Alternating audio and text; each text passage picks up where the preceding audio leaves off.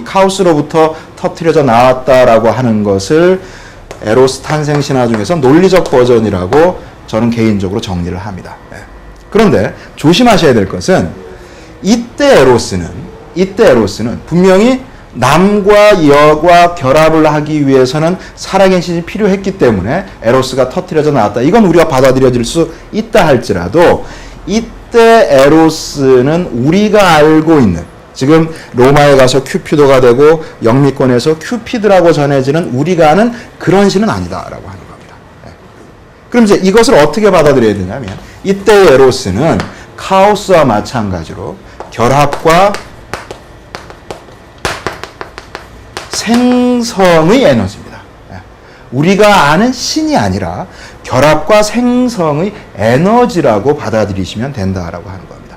그러니까 카오스로부터 에레보스와 닉스가 터트려져 나올 때 에로스라고 하는 우리가 아는 신이 아니라 에로스라고 이름 붙여질 수 있는 결합과 생성의 에너지도 함께 터트려져 나왔다라고 하는 설명이 첫 번째 설명이십니다.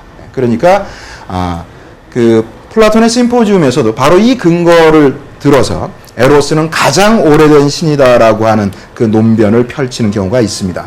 그런데 다시 한번 설명을 드리지만 이때의 에로스는 우리가 아는 신의 모습이 아니라 일종의 에너지적 의미로 받아들이시면 된다라고 하는 겁니다. 두 번째 버전은 이제 닉스가 바람의 전기로 알을 낳고 그 알에서 태어난 것이 에로스다라고 하는 겁니다. 뒷부분은 사실 크게 주의하실 필요가 없습니다. 바람의 전기로 알을 낳고 알에서 터트려져 나왔다. 이런 설명은 어느 나라 신화에든지 다 있습니다. 우리도 고대 신화 중에 알에서 깨어난 박혁거세가 있죠. 그것은 탄생의 신비로움을 보여주기 위한 신화적 각색입니다. 그러니까 비범한 탄생이 아니고 우리와 같이 일상적인 인간의 범주에 들어가지 않는다라고 하는 걸 보여주기 위한 작업일 뿐입니다. 그러니까 두 번째 버전에서 조심하셔야 될 것은 닉스에 의해서 태어난 신이다라고 하는 부분입니다.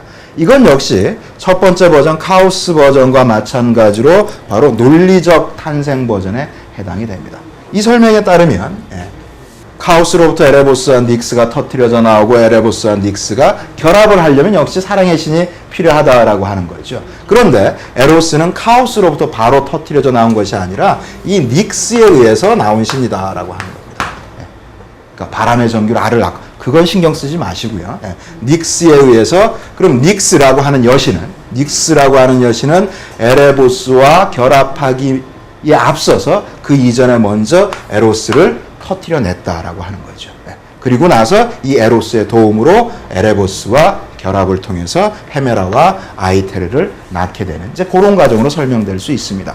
어쨌든 이 부분까지 카오스로부터 터트려져 나왔건 닉스에 의해서 그 알에서 태어났건 간에 이 두 가지 설명은 모두 논리적 탄생 버전으로 기억을 하시면 되고 이때의 에로스라고 하는 것은 그 에너지의 이름을 후대에 붙인 것으로 정리를 하셔야 됩니다.